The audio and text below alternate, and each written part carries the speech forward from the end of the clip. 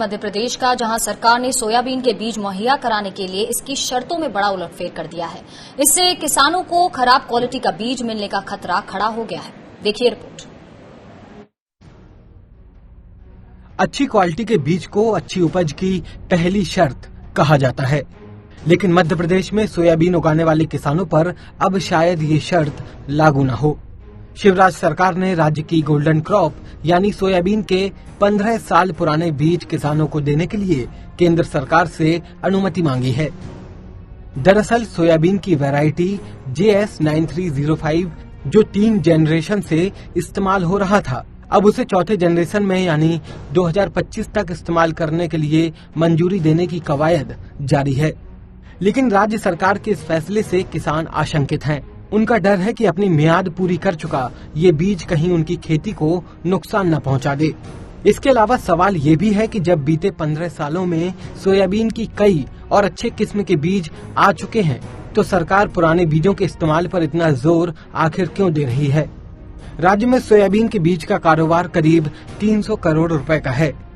यही वजह है कि किसान इसके पीछे बीज लॉबी को साधने की कवायद होने की आशंका भी जता रहे हैं। Bureau report, Swaraj express. और इस मामले पर मध्य प्रदेश किसान कांग्रेस के प्रदेश अध्यक्ष केदार सिरोही से बातचीत की स्वराज एक्सप्रेस की एग्जीक्यूटिव प्रोड्यूसर अनिका आर्यन ने। और इस पर बातचीत करने के लिए हमारे साथ मध्य प्रदेश से किसान नेता केदार सिरोही जुड़ गए हैं।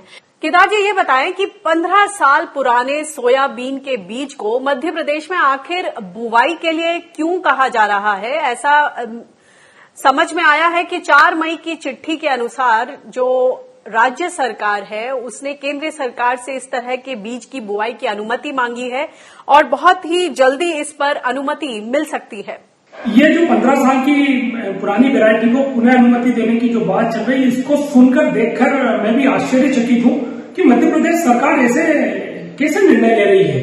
एक तरफ जहां हमारा मध्य प्रदेश सोयाबीन में सबसे अच्छी वैरायटियां निकाल रहा है, JNKVP जो जवाहरलाल नेहरू कृषि विश्वविद्यालय है, राजमाता सिंधिया कृषि विश्वविद्यालय है, सोयाबीन अनुसंधान केंद्र इंदौर है, इन्हें अच्छी अच्छी किस्में निकाल दी है। उनका परफॉर्मेंस बहुत ही अच्छा और किसानों के बीच में बड़ा पॉपुलर है। 2029 है, 2034 है, 9560 है, 2014 जैसी कई ऐसी वैरायटियां हैं जो इस वैरायटी के तुलना में ज्यादा उत्पादन देने वाली है। एक बात सोचने की है कि सरकार आखिर ये निर्णय क्यों ले रही है।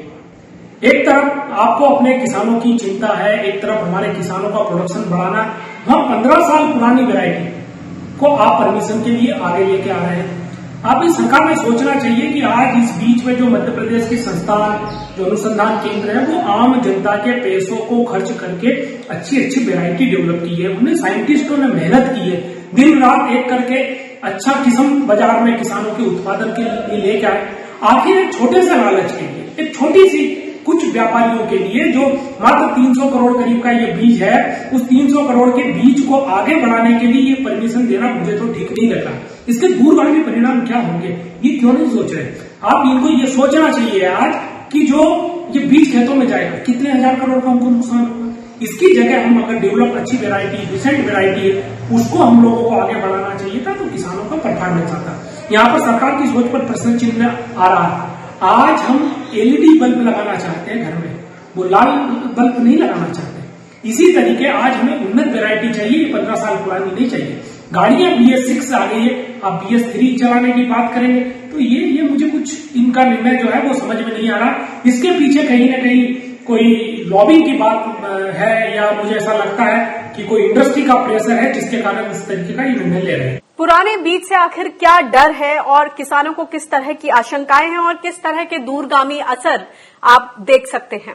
देखिए, पुराने बीज से डर यूं कहना चाहिए कि आज अगर हम लोग एंड्रॉइड 9 और 10 पे चले गए तो जो 6 था उससे कहीं अच्छा होगा, तभी हम एंड्रॉइड 9 पे आए। इसी तरह बीज में है जो पुरानी वेराइटियां हैं उसके ऊपर ही रिसर्च होके रोग रोधक क्षमता बढ़ाने के लिए, कीट का प्रकोप कम हो, उत्पादन ज्यादा हो, प्रकृति की मार कम से कम हो, इस तरीके का इनके ऊपर रिसर्च होता है। उसके बाद नई वेराइटियां निकलती है। किसी में ड्यूरेशन कम किया जाता है, रोग रोधक क्षमता बढ़ाई जाती है, उत्पादन बढ़ाया जाता है। इसलिए तो हम लोगों को नई वेराइटियों की जरूरत लग रही है। सीड रिप्लेसमेंट में हम लोग फोकस कर रहे हैं, हर साल नया सीड देने पर बात कर रहे हैं, इतने देश में अनुसंधान की बात कर रहे हैं। इवन हम लोग तो कृषि अनुसंधान का जो बजट है वो दोगुना तिगुना करने की बात करें, वो इसीलिए कर रहे हैं कि नई वेराइटियां, अच्छी वेराइटियां आए जिससे अच्छा रिसर्च हो, अच्छा प्रोडक्शन हो और वो हमारी क्लाइमेट और जो हमारी सिचुएशन है उसको अडॉप्ट करके किसानों की खुशहाली के आयाम लिखे। पर ये आश्चर्यजनक है, आश्चर्यचकित बात है कि हमें आगे बढ़ना चाहिए, विजन फॉरवर्ड होना चाहिए, विजन बैकवर्ड के साथ चल रहे हैं, तो मुझे नहीं लगता है कि इनकी कोई अच्छी इसके प्रति सोच है। तो ऐसे में इस फैसले को वापस लेने के लिए कुछ दबाव बना पा रहे हैं किसान संगठन, किस तरह की मांग है आप लोगों की?